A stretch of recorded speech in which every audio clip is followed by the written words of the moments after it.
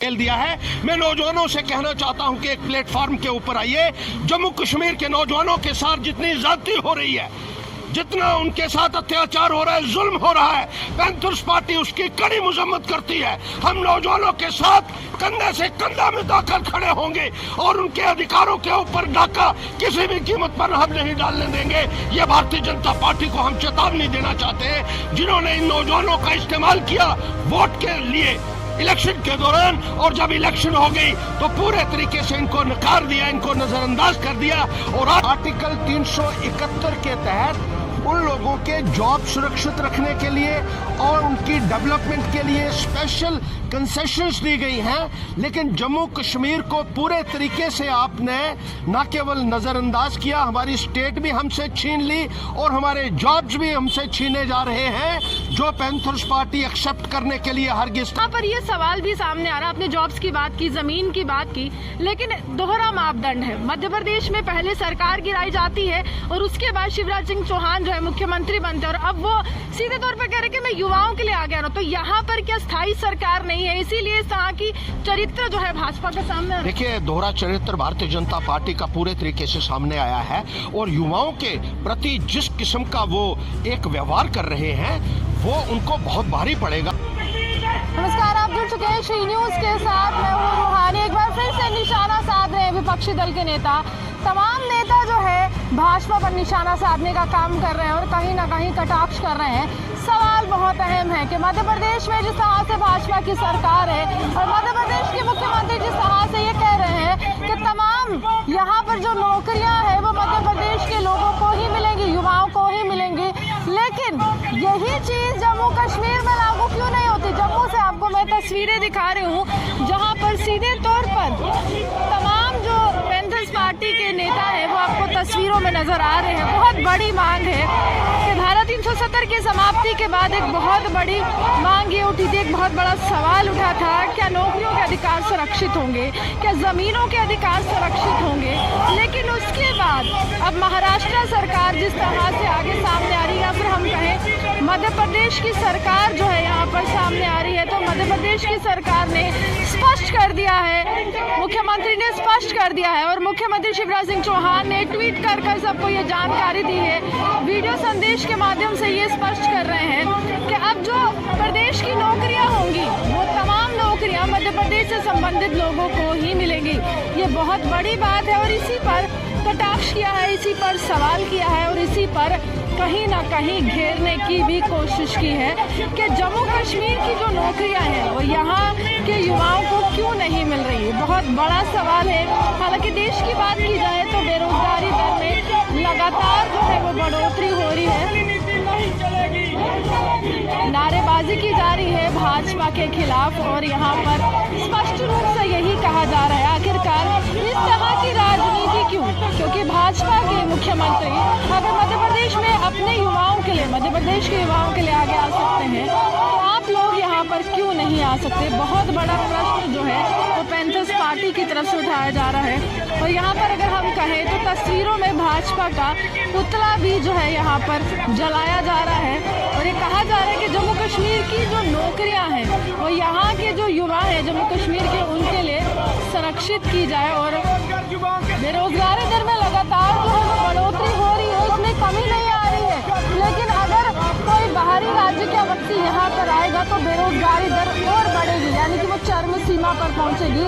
जो बहुत बड़ा सवाल निशानी है कि जम्मू के युवा जो है वो कहाँ जाएंगे, जम्मू के युवा किसके आगे गुहार लगाएंगे? क्योंकि केंद्र की बात की जाए तो केंद्र हमेशा कहता रहा है कि सबका साथ और सबका विकास, लेकिन साथ सबने दिया था, लेकिन फिलहाल विकास जो है यहाँ पर देखने को नहीं मिल रहा है। सबका साथ सबका विकास, किसका विकास हो रहा है? साथ तो युवाओं को मिला ही था।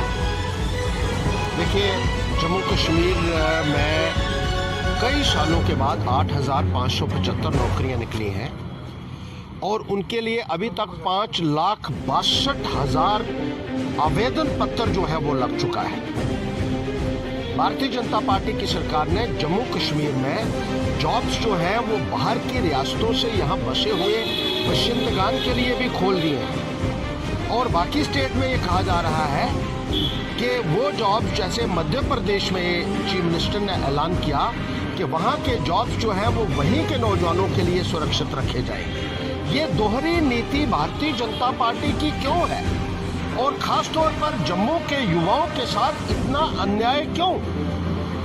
इस रियासत को आपने पहले यूनियन टेरिटरी बनाया, फिर ये कहा कि यहाँ के नौजवानों के हकों को महफूज रखा जाएगा, उनकी नौकरियाँ जो हैं वो बचाई जाएंगी, उनके जो जॉब्स जो हैं वो सुरक्षित रहेंगे, उनकी लैंड्स जो है वो सुरक्षित रहेंगी। लेकिन जब यूनियन टेरिटरी बना दिया गया तो ऐसा कानून लाया कि अब बाहर से जो लोग यहाँ बसे हुए हैं वो भी यहाँ फॉर्म भर सकते हैं, नौकरी ले सकते हैं। एक तो यहाँ बहुत लिमिटेड जॉब्स हैं, दूसरा बाहर के लोगों के लिए आपने खोल दिए।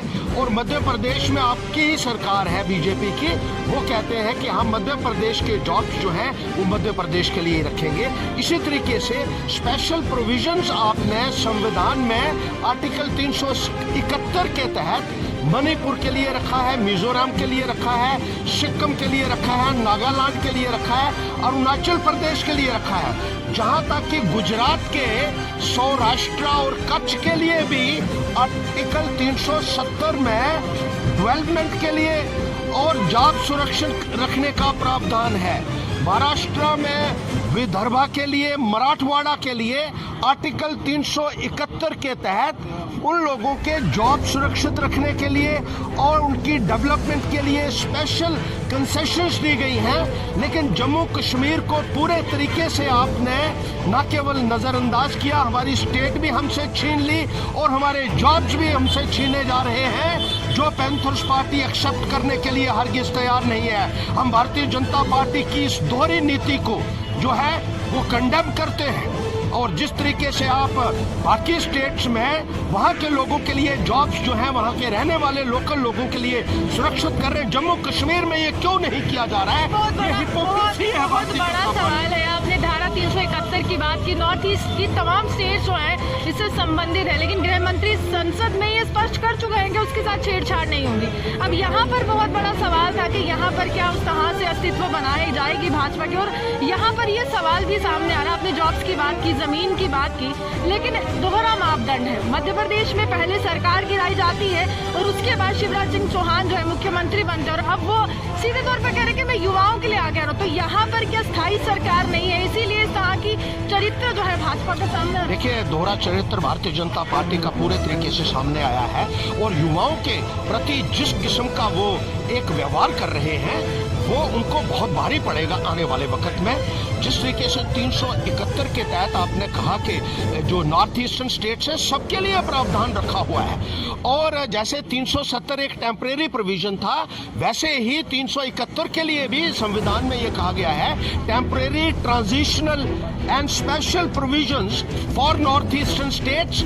और इसके अलावा जैसे मैंने कहा महाराष्ट्र के लिए और गुजरात के लिए भी स्पेशल प्रावधान है। तो मोदी जी, आप यहाँ के रहने वाले हैं, वहाँ के लिए आपने स्पेशल प्रावधान रखे हुए हैं। वहाँ की डेवलपमेंट के लिए स्पेशल डेवलपमेंट बोर्ड बनाने का प्रावधान रखा गया है, और सौराष्ट्र और कच्छ के लिए जैसे मैंने कहा मुलाजमत के लिए भी अलग से प्रावधान, नौजवानों के हितों को सुरक्षित करने के लिए बाकी स्टेट में अगर आप प्रावधान रखते हैं तो जम्मू कश्मीर के नौजवानों ने कौन सा गुनाह किया है? तो सियासी एजेंडा था ना हर्जी, धारा 370 की समाप्ति, चुनावी एजेंडा भी था, सियासी एजेंडा भी था, सियासत चमकानी थी। देखिए, सियासत तो आपने चमका ली, लेकिन बच्चों का जो फ्यूचर है, मुस्तकबिल है, उसको अंधकार में आपने ढकेल दिया है। मैं नौजवानों से कहना चाहता हूं कि एक प्लेटफॉर्म के ऊपर आइए। जम्मू कश्मीर के नौजवानों के साथ जितनी ज्यादती हो रही है, जितना उनके साथ अत्याचार हो रहा है, जुल्म हो रहा है, पैंथर्स पार्टी उसकी कड़ी मजम्मत करती है। हम नौजवानों के साथ कंधे से कंधा मिलाकर खड़े होंगे और उनके अधिकारों के ऊपर डाका किसी भी कीमत पर हम नहीं डालने देंगे। ये भारतीय जनता पार्टी को हम चेतावनी देना चाहते हैं, जिन्होंने इन नौजवानों का इस्तेमाल किया वोट के लिए इलेक्शन के दौरान, और जब इलेक्शन हो गई तो पूरे तरीके से इनको नकार दिया, इनको नजरअंदाज कर दिया। और आज जैसे मैंने कहा कि 8,575 पोस्ट जो है कई सालों के बाद क्लास 4 की निकली है, और बाहर से जो यहाँ बसे हुए बिहार के लोग, मध्य प्रदेश के लोग, उत्तराखंड के लोग, यूपी के लोग, उन लोगों के लिए भी ये नौकरियां ओपन कर दी हैं, जिसकी वजह से 8,000 नौकरियों के लिए लगभग अभी 6 लाख के करीब जो है एप्लीकेशंस आ गई हैं। हमारे नौजवानों को क्या मिलेगा, मैं ये भारतीय जनता पार्टी से पूछना चाहता हूँ। ये साफ तौर पर चेताया है और चेतावनी स्पष्ट है भाजपा से संबंधित तमाम नेताओं के लिए कि आप किस तरह से भेदभाव की राजनीति कर रहे हैं। चुनावी एजेंडा जो था आपका धारा 370 की समाप्ति था, आपने समाप्त किया, लेकिन इस समय जो देश का युवा है, जो जम्मू कश्मीर का युवा है, वो बेरोजगार है। क्या आपके नेता उसके लिए सामने आएंगे? यहाँ पर भी बयानबाजी होगी। इसी के साथ कैमरामैन विशन कुमार के साथ मैं रूहानी आपसे डालती हूँ।